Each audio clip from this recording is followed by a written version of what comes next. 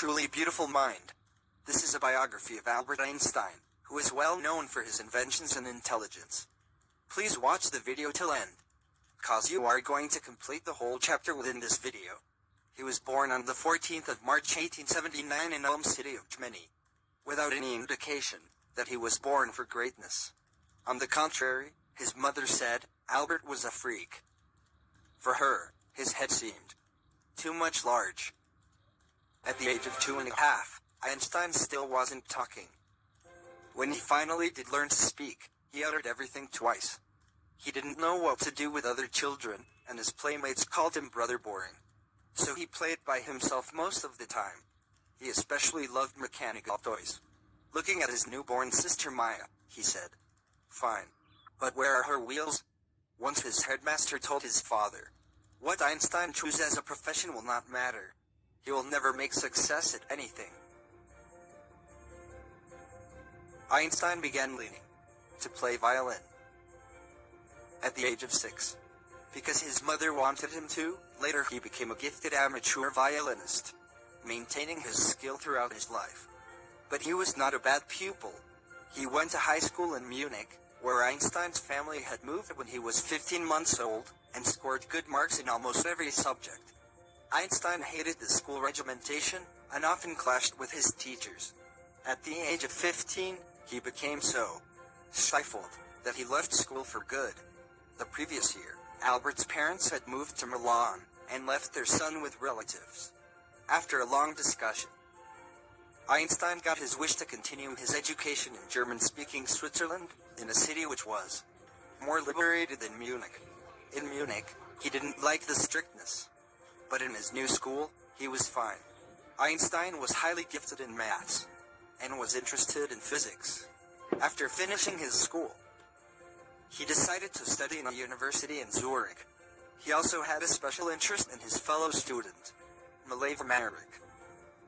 Einstein found her a clever creature. The Serbian girl had come to Zurich because this university was one of the few universities in Europe where women could get degrees. Einstein saw in her a companion against the Philistines. Philistines mean the people who go against any art or something. Here, Einstein's relatives in the university always underestimated him. Remember what his teacher told his father? He thought Mileva and himself can prove against these Philistines. Once Einstein wrote, "How happy and proud I shall be when we both have brought our work on relativity on a victorious conclusion." In 1900, at the age of 21, Einstein was a university graduate, but unemployed.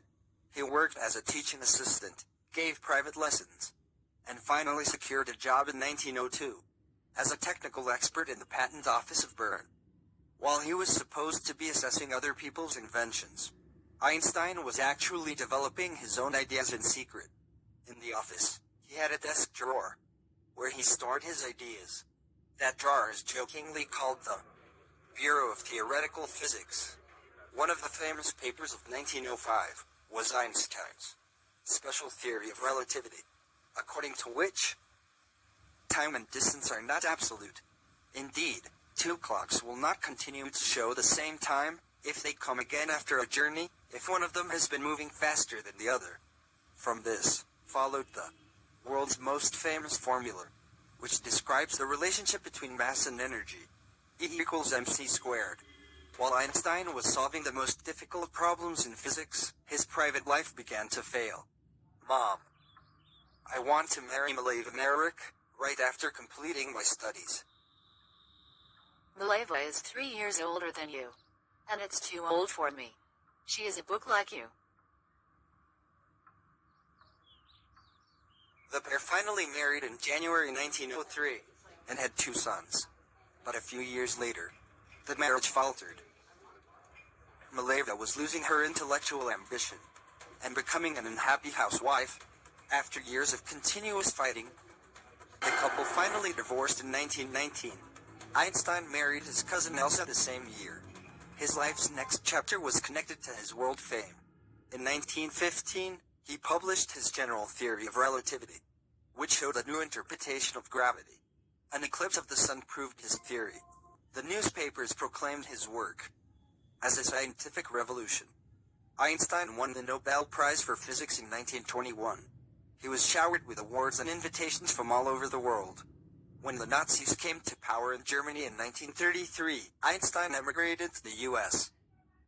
5 years later, the discovery of nuclear fission in Berlin had made American physicists upset.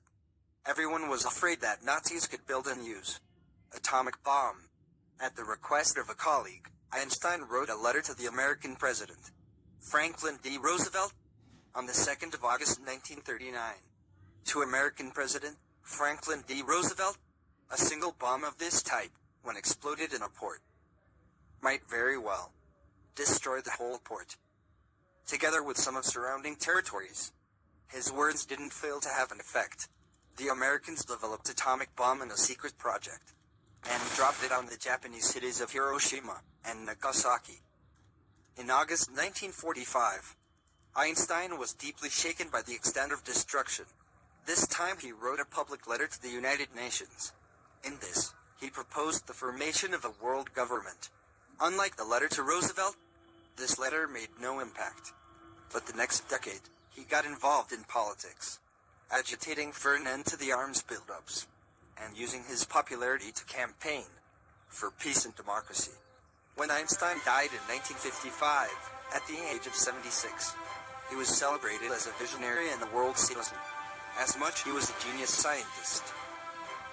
Now, it's time for summary.